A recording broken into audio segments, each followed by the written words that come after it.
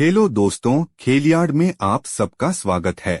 Cricket खेल के बारे में हर कोई जानता है, लेकिन क्रिकेट में इस्तेमाल होने वाली गेंदों के रंगों का रहस्य बहुत कम लोगों को पता होगा।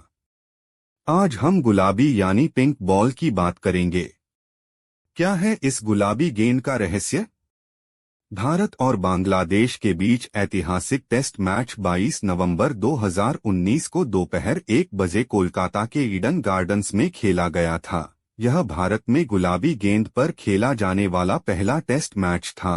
खास बात यह है कि दोनों टीमें पहली बार डे नाइट में एक दूसरे के खिलाफ खेल रही थी। इस गुलाबी गेंद को लेकर काफी लोगों में उत्सुकता थी। यह उतना ही रोमांचक था जितना विश्व कप में भारत का पाकिस्तान से खेलना। इसलिए इस गुलाबी गेंद यानी पिंक बॉल को लेकर उत्सुकता बनी हुई थी। अब हम इसी गुलाबी गेंद पर बात करेंगे। हर एक के मन में सवाल है कि क्या है इस गुलाबी गेंद का रहस्य?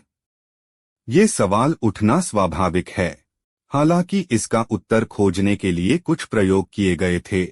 इससे पहले पीले और नारंगी रंग की गेंदों का प्रयोग किया गया था।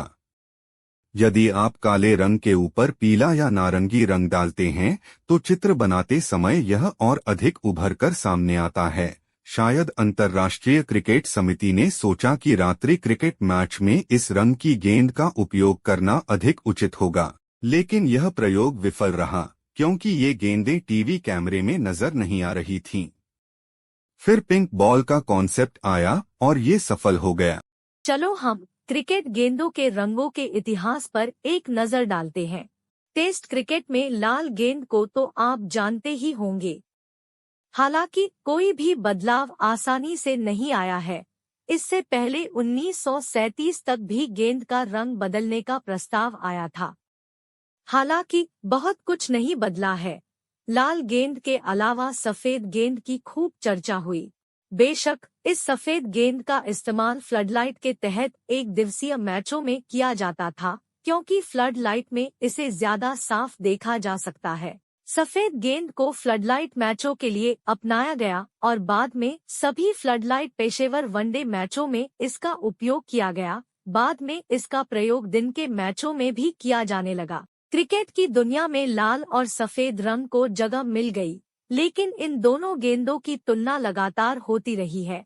इसका मतलब है कि मैच के अंतराल तक सफेद गेंद लाल गेंद की तुलना में अधिक स्विंग करती है और उतनी ही तेजी से धीमी भी होती है। गेंद बनाने वाली कंपनियों ने इस पर हैरानी जताई। ऐसा कैसे हो सकता है? क्योंकि लाल और सफेद गेंद को बनाने के लिए किसी अलग तकनीक का इस्तेमाल नहीं किया गया है। इन दोनों गेंदों के लिए एक ही तकनीक और सामग्री का उपयोग किया गया था। चमड़ा वही था। एकमात्र परिवर्तन रंग था। यदि दोनों गेंदें एक ही सामग्री से बनी थी, तो दोनों के परिणाम अलग अलग कैसे हो सकते थे? यह एक अनसुलझी पहेली थी। सफेद गेंद के बारे में एक और शिकायत यह थी कि यह जल्दी खराब हो जाती थी। इसे जल्द ही बदलना होता है, क्योंकि 30 से 40 ओवर के बाद यह गेंद बल्लेबाज को साफ नजर नहीं आती है। इसके बाद हर पारी में एक नई गेंद का उपयोग करने का निर्णय लिया गया। नई गेंद का इस्तेमाल 1992 और 1996 विश्व कप में किया गया था। हालांकि एक समस्या उत्पन्न हो गई।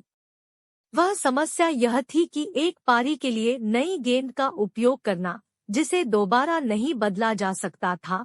30 ओवर के बाद ये गेंद बेहद खराब होने लगी। इसलिए गेंद की स्थिति को देखते हुए 34वें ओवर के बाद अंपायर की अनुमति के बाद गेंद को बदलने की इजाजत दे दी गई।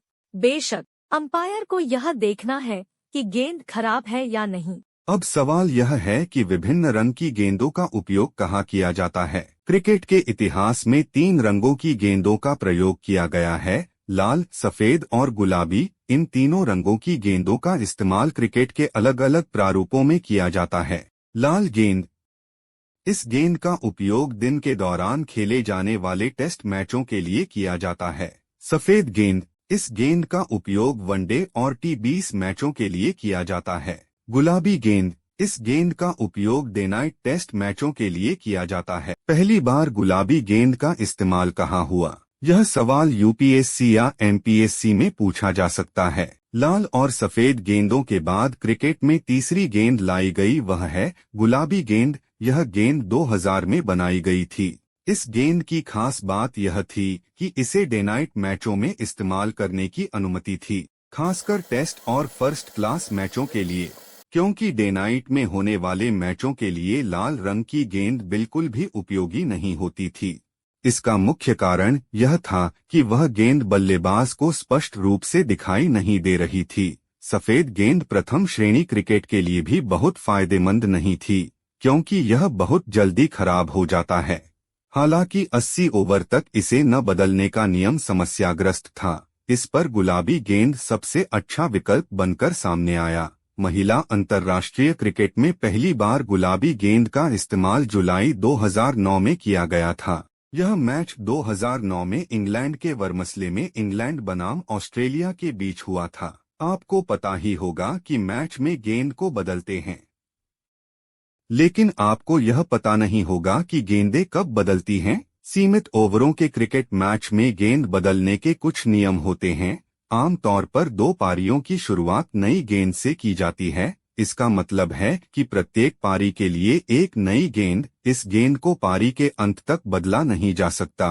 अगर आप इसे बदलना चाहते हैं तो क्रिकेट के 3 नियम हैं। इन 3 नियमों के अलावा किसी भी स्थिति में गेंद को बदला नहीं जा सकता। गेंद दर्शकों के बीच खो जाने पर भी गेंद को बदला नहीं जा सकता, इसलिए दर्शकों को हर हाल में गेंद लौटाना अनिवार्य है।